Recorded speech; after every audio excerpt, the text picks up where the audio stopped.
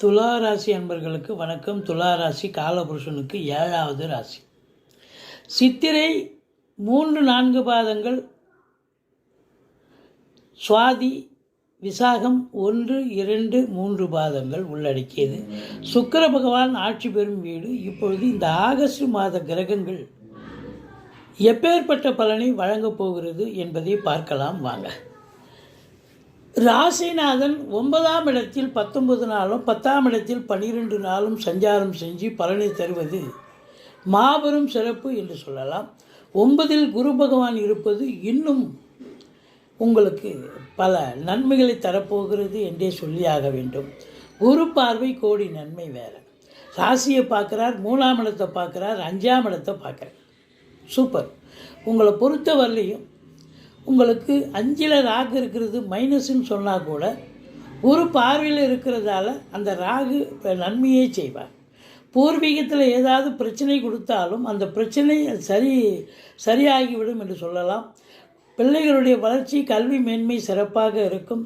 உங்களை பொறுத்தவரையிலும் 6ல் இருக்கும் சனி பகவான் வக்ரகதியில் இருப்பதால் தேக ஆரோக்கியத்தில் பிரச்சனை ஒரு சிலருக்கு ஏற்பட வாய்ப்புகள் இருக்குது. மற்றபடி எதிரிகளால் பிரச்சனைகள் ஏற்பட வாய்ப்புகள் இருக்கிறது.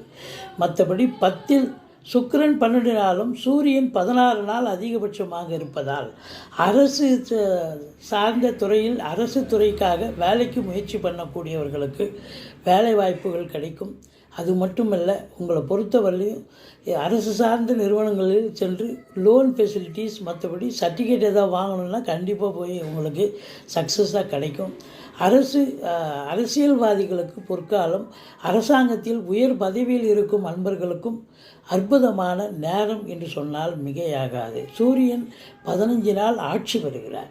அப்போ 11ஆம் இடத்து அதிபதி 11ல் ஆட்சி பீடம் ஏறுகிறார் என்று சொன்னால் லாபம் உங்களுக்கு ஆகஸ்ட் 15 தேதிக்கு பிறகு எண்ணிய செயல் ஈடேறப் போகிறது, தொட்டதெல்லாம் துலங்க போகிறது அப்படின்னு சொல்லணும்.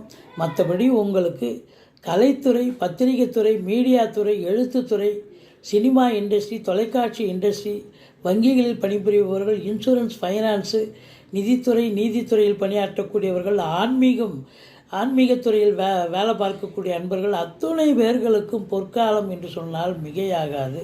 உங்களை பொறுத்தவரை தந்தைக்கு சில இடர்பாடுகள் வந்தாலும் தந்தைக்கு பொற்காலம்.